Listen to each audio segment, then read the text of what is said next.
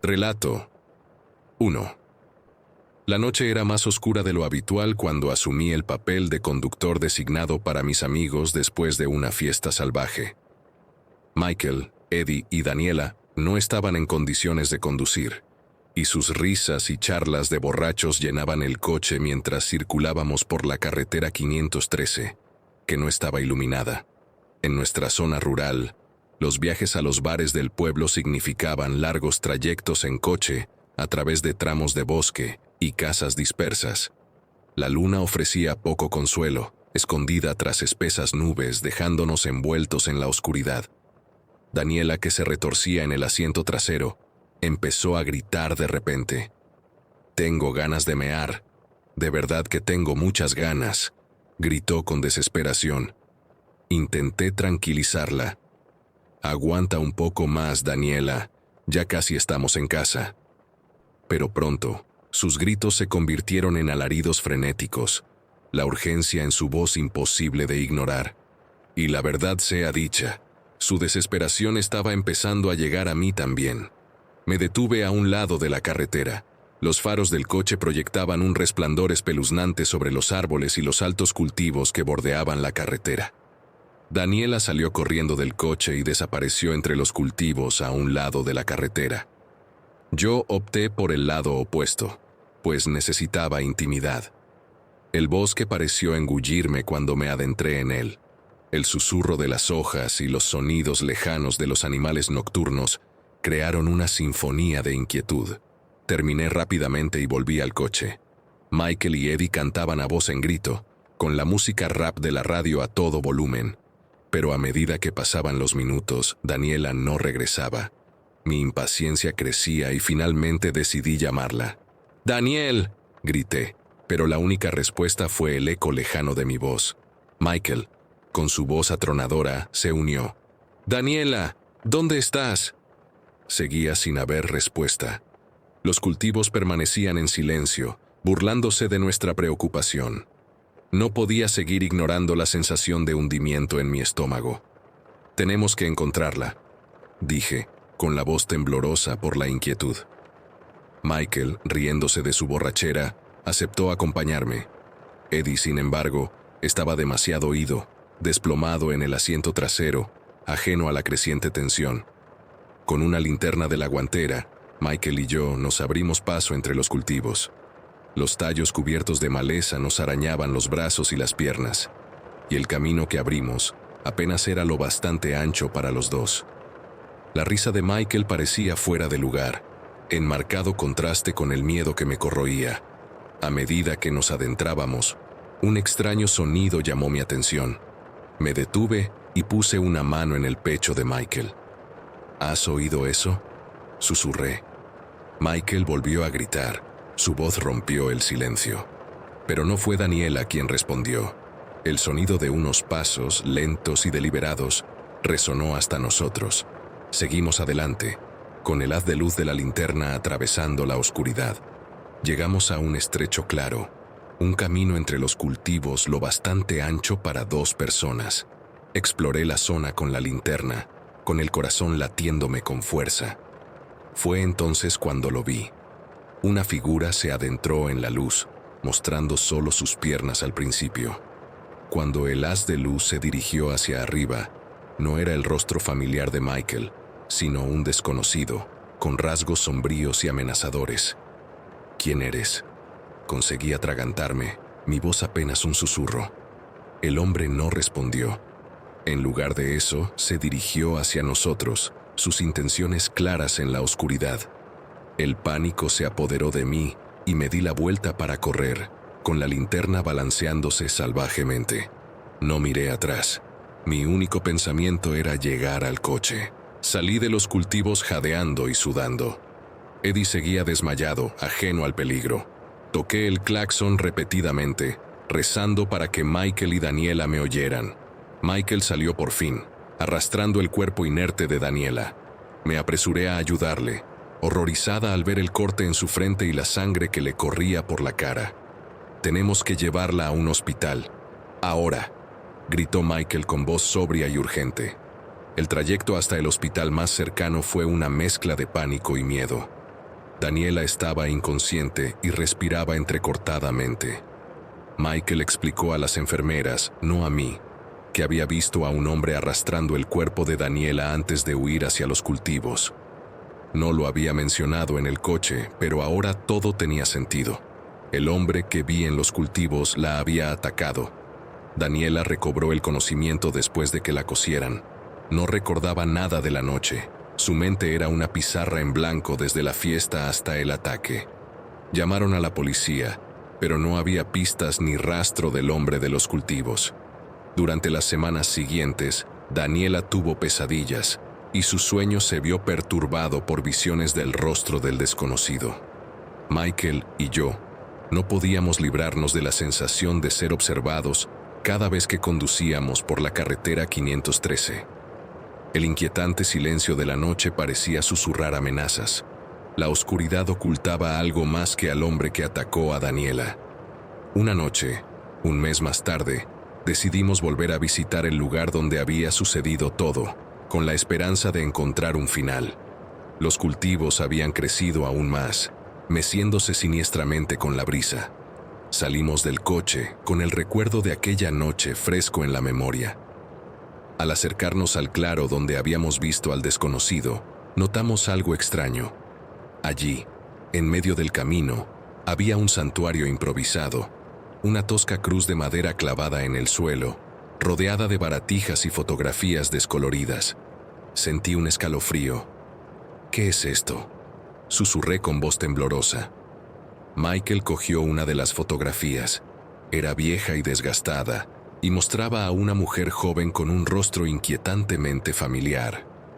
¿Crees que podría ser la agresora de Daniela?, preguntó, con voz apenas audible. Antes de que pudiéramos contemplar más, oímos el sonido de pasos de nuevo. Esta vez iban acompañados de un gruñido bajo y amenazador. Nos giramos, y a la tenue luz del sol poniente, le vimos. El mismo hombre, sus ojos ardiendo con un fuego antinatural, de pie en el borde del claro. ¡Corre!, grité agarrando el brazo de Michael. Corrimos hacia el coche con el corazón latiéndome con fuerza. Mientras nos alejábamos, miré por el retrovisor, esperando ver al hombre que nos perseguía. Pero ya no estaba, se lo había tragado la oscuridad una vez más. Nunca volvimos a hablar de aquella noche. Daniela se alejó, intentando escapar del terror que había arraigado en su mente. Michael y yo tomamos rutas diferentes para evitar la autopista 513. El recuerdo del acosador invisible, una sombra constante en nuestras vidas. Hasta el día de hoy, la imagen de aquel desconocido me persigue. Cada vez que conduzco por una carretera sin iluminar, siento sus ojos invisibles observando, esperando. La oscuridad guarda secretos, y no todos están dispuestos a permanecer ocultos. Relato 2. La autopista era una cinta de oscuridad que se extendía ante mí, iluminada únicamente por el débil resplandor de los faros de mi coche. Eran las 12:17 de la mañana y volvía a casa después de mi turno de noche en la farmacia. La carretera estaba inquietantemente silenciosa, sin otros vehículos. Mantuve una velocidad baja por temor a los ciervos que a menudo salían de las sombras sin previo aviso. Al tomar una curva cerrada, los faros captaron el destello de unos conos de tráfico reflectantes y una solitaria luz azul que parpadeaba intermitentemente. Reduje la velocidad, con la confusión y la aprensión subiendo por mi espina dorsal. Un hombre se interpuso en el haz de mis faros, con el chaleco reflectante y el uniforme de policía relucientes. Era un joven negro de unos 25 años, con una ligera barba incipiente y un pendiente que reflejaba la luz. Su rostro era severo, pero había algo en su comportamiento que no encajaba. Me hizo una señal para que me detuviera, y yo accedí a regañadientes, bajando la ventanilla mientras él se acercaba. «Permiso y matrícula, por favor», me pidió, con voz firme pero sin el típico tono autoritario de un agente experimentado. «¿De qué se trata?», pregunté, intentando disimular mi creciente desconfianza. Afirmó que era un control de alcoholemia, pero su explicación parecía endeble. La carretera estaba demasiado desierta para una operación de ese tipo. Y yo no había visto ninguna señal de advertencia hasta ese momento. «Salga del vehículo y camine en línea recta para mí», me ordenó, extendiendo una tira de cinta adhesiva sobre el asfalto. Su mirada era intensa, observando cada uno de mis movimientos. A regañadientes, salí y obedecí, sin dejar de mirar a mi alrededor en busca de cualquier otra señal de vida o presencia oficial. La luz azul parpadeante iluminaba la escena esporádicamente, proyectando sombras inquietantes a nuestro alrededor. Cuando terminé la tarea, mis ojos se desviaron hacia la fuente de la luz azul. No estaba conectada a un coche patrulla de la policía, como había pensado en un principio, sino a un viejo y maltrecho sedán. El malestar en mi estómago se revolvió violentamente. Algo iba muy mal. «¿Puedo ver su placa?», le pregunté con un ligero temblor en la voz. Por un momento me miró sin comprender, como si no hubiera entendido mi petición. El pánico se apoderó de mí. Aquel hombre no era policía. Sin pensármelo 2 veces, salí corriendo hacia mi coche. La expresión del hombre se transformó en un gruñido y, por el rabillo del ojo, vi un destello metálico. Una pistola. El corazón me latía con fuerza en el pecho cuando cerré la puerta de golpe e introduje la llave en el contacto. Los neumáticos chirriaron contra el asfalto cuando pisé a fondo el acelerador y atravesé los conos. Por el retrovisor, vi los faros del viejo sedán encendidos y el motor rugiendo mientras lo perseguía. Di un volantazo, desesperado por quitármelo de encima. La oscuridad de la autopista me envolvía, solo interrumpida por los destellos ocasionales de sus luces largas a medida que se acercaba. Mi mente iba tan deprisa como el coche, y la adrenalina corría por mis venas. Sabía que tenía que perderlo antes de llegar a las zonas más pobladas. Se me ocurrió una idea. Apagué los faros y me sumí en una oscuridad casi total. Con un poco de suerte, no podría verme tan fácilmente. La persecución continuó durante lo que me pareció una eternidad. El viejo sedán ganando y perdiendo terreno intermitentemente. Mis manos agarraban el volante con tanta fuerza que mis nudillos se pusieron blancos. Divisé una curva próxima y me desvié de la autopista por un estrecho y sinuoso camino secundario. La maniobra era arriesgada, pero esperaba despistarle. Durante unos minutos angustiosos, recorrí la sinuosa carretera de memoria y a la luz de la luna, con el corazón en un puño. Poco a poco, los faros detrás de mí se desvanecieron en la distancia, engullidos por la oscuridad.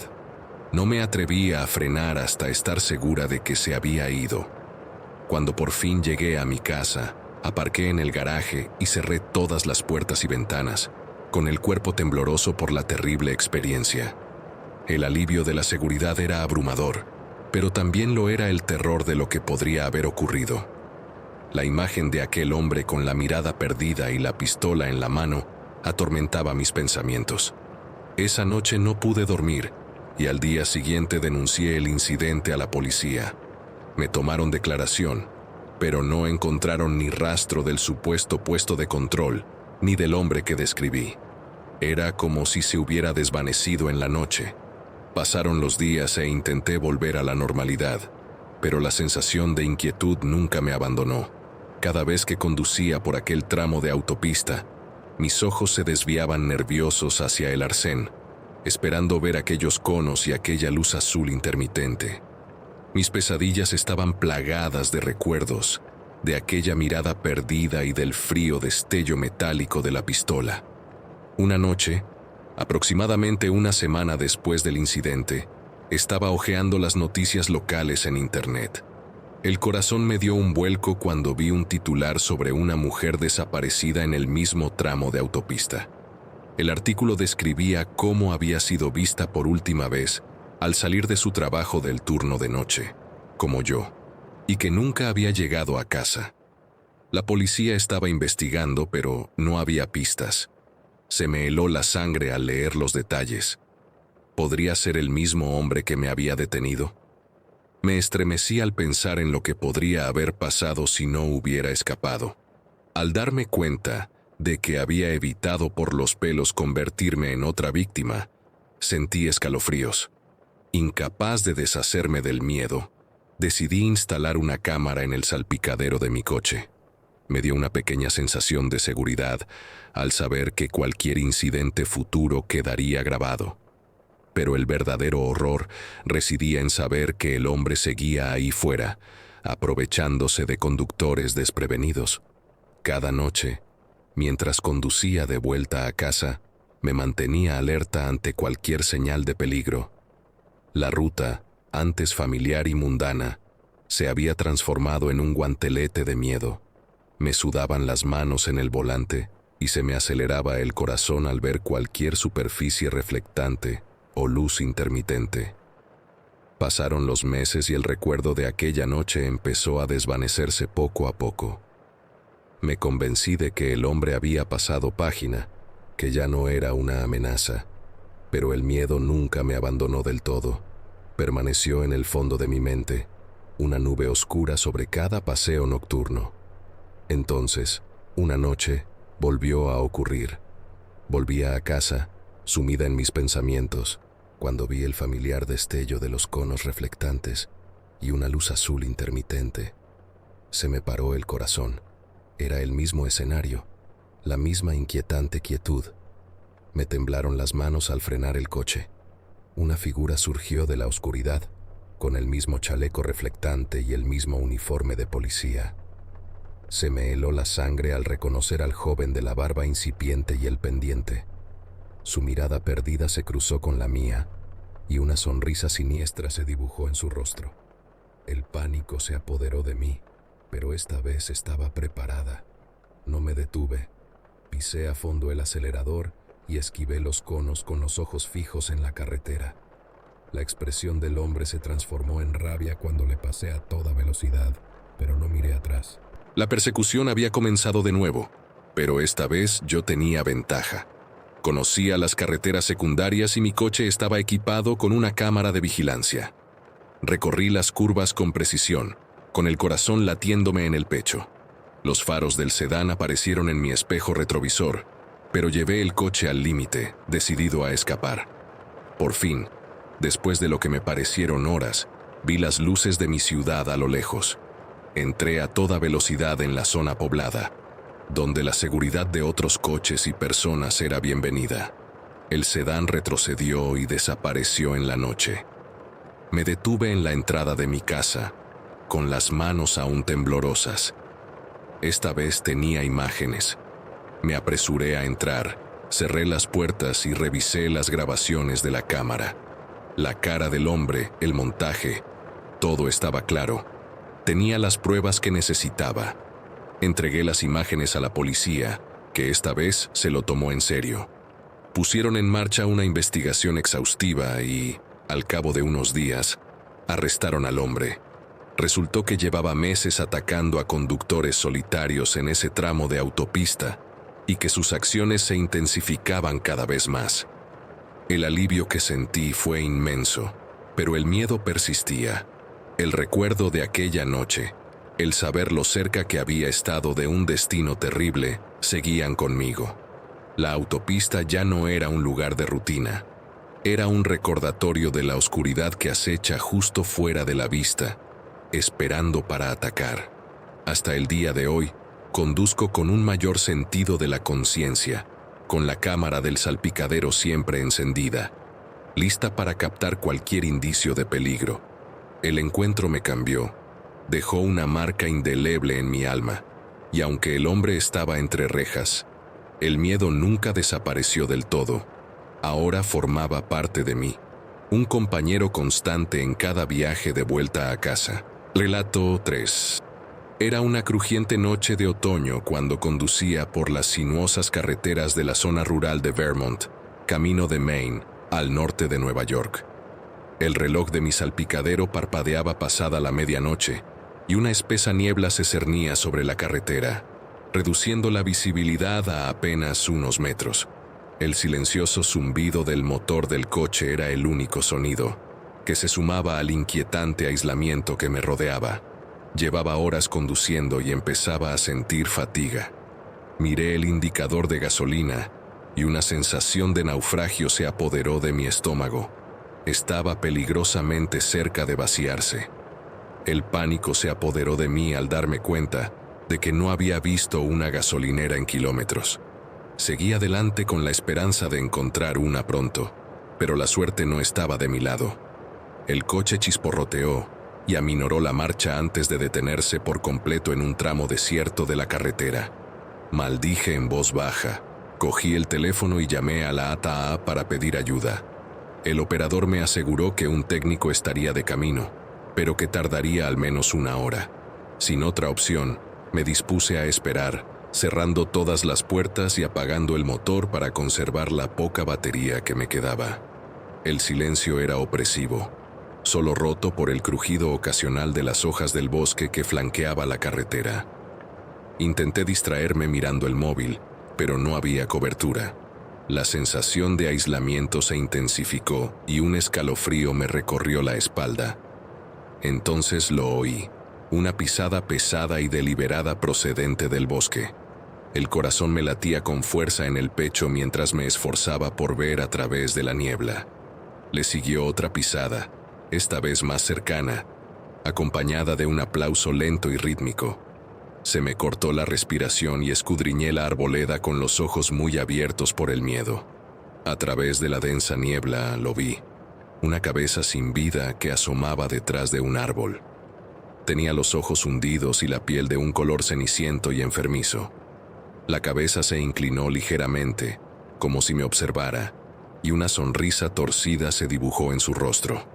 Me quedé inmóvil, incapaz de apartar la mirada, con la mente acelerada pensando en escapar.